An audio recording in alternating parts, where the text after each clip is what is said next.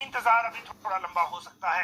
HPU में नई नियुक्तियां हुई हैं। देखिए एचपीयू में एक तो जो पुरानी भर्तियां हैं क्लरिकल स्टाफ की, जिनको इससे पहले क्योंकि 2019 से शुरुआत हुई थी, उनको पूरा भरा नहीं गया, 2 बार विज्ञापित किए गए, फीस भी बहुत ज्यादा ली गई थी उस वक्त अभ्यर्थियों से, लेकिन उसकी भी परीक्षा ही नहीं हुई, ना रिजल्ट निकला। तो अब एचपीयू दोबारा से प्रोसेस राज्य सरकार से करने के बाद इनको फिर से एक बार विज्ञापित किया जा रहा है। पुराने जिन्होंने अप्लाई कर रखा है उनको वैसे ही मौका मिलेगा, लेकिन जो नए विज्ञापन नए करना चाहते हैं उनको भी मौका मिल जाएगा, और जो पोस्ट की संख्या है वो भी ऊपर नीचे इसमें हो जाएगी, उसमें चेंज कर दिया जाएगा।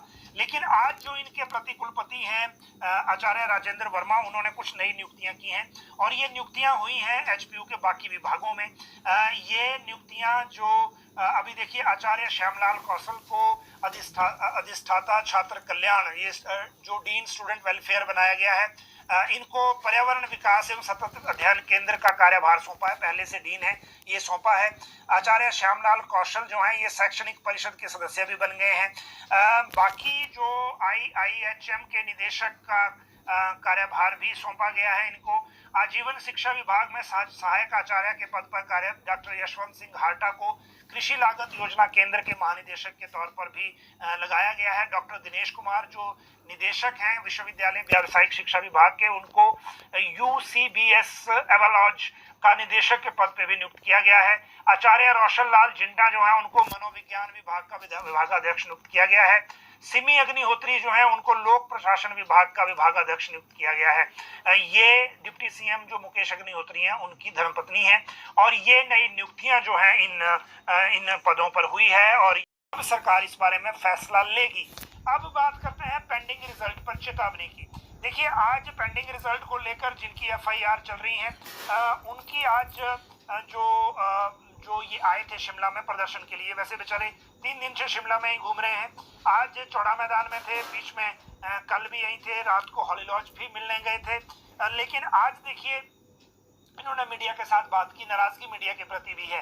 इन्होंने ये कहा कि मीडिया भी ये मुख्यमंत्री से नहीं पूछता कि जो पेंडिंग रिजल्ट है उनका, जो रिजल्ट है पेंडिंग जो भर्ती है उनका रिजल्ट कब आएगा, खासकर जो एफआईआर में फंसी है उनका क्या होगा, ताकि उनको क्लैरिटी के साथ बता दें। बहुत सारे कुछ ज्यादा भी एजिटेटेड थे कि अगर इस स्टेज पर भर्तियों को कैंसिल किया गया तो वो ठीक नहीं है और वो एक्सट्रीम स्टेप उठाएंगे। जो वर्ड इन लड़कों ने यूज किया है वो हालांकि यूज नहीं करना चाहिए, जानकारी नहीं होती कानूनों की, कई बार तो ऐसा बोल देते हैं, लेकिन ये बोलना भी नहीं चाहिए सोशल मीडिया पे, क्योंकि एफआईआर हो जाती है और उससे फिर कैरियर ही खराब हो जाएगा। इन सारी शब्दों के चयन में हमेशा बचना चाहिए। सरकार के साथ जब आप बात करोगे तो बहुत सारी चीजों का ध्यान रखना पड़ता है, लेकिन जब ये बात बिल्कुल क्लियर है कि पेंडिंग भर्तियों के मामले में अब हम उस पॉइंट पे पहुंच गए हैं जहां से वापसी नहीं हो सकती। एफआईआर के मामलों में अगर भर्तियां कैंसिल करनी थी तो वो पहले करनी चाहिए थी, अब वो स्टेज है भी नहीं।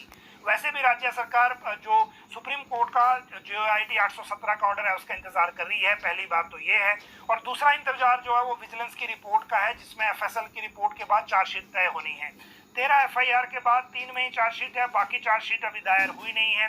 और जब हमारे सामने चार्जशीट ही नहीं है तो ये कहना भी मुश्किल है कि जो एफआईआर में फंसी हुई भर्तियां हैं वो कब तक आएंगी, कब तक उनका रिजल्ट आएगा, और कब तक जो है उसमें जो रिजल्ट है उसकी स्थितियां हमारे सामने होगी।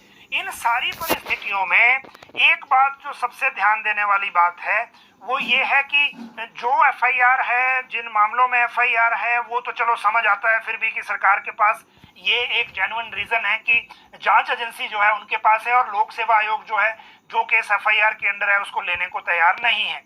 ये इतने तक बात सिर्फ समझ आती है।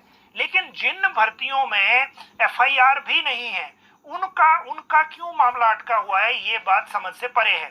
सबसे बड़ी बात, अगर आपने नई भर्ती आयोग जो है राज्य चयन आयोग, उसको ये मामले देने हैं जिसमें सिर्फ एक एडमिनिस्ट्रेटिव ऑफिसर के माध्यम से सारी चीजें चलनी है, आईएएस ऑफिसर के माध्यम से, तो फिर क्या वो पुराना रिकॉर्ड लेंगे, उस रिकॉर्ड से रिजल्ट निकालेंगे, वो सीबीटी के प्रोसेस वाले लोग जो मैनुअल और बाकी सारे सिस्टम के जो रिजल्ट है उनको निकालेंगे या नहीं, ये अपने आप में बहुत सारे सवाल हैं।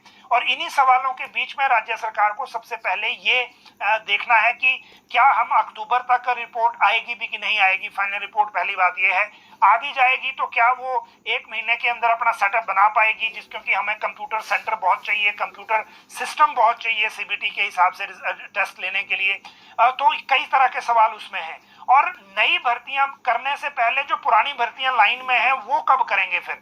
तो ये कई तरह के सवाल हैं जिसको सरकार को गंभीरता से सोचना चाहिए। वैसे मुख्यमंत्री ने सेशन शुरू होने से पहले भी मुख्य सचिव और जो कंसर्न सेक्रेटरीज हैं उनसे इस बारे में फीडबैक लिया था, जवाब लिया था, जानकारी ली थी, लेकिन उसके बाद रिजल्ट कुछ नहीं आया।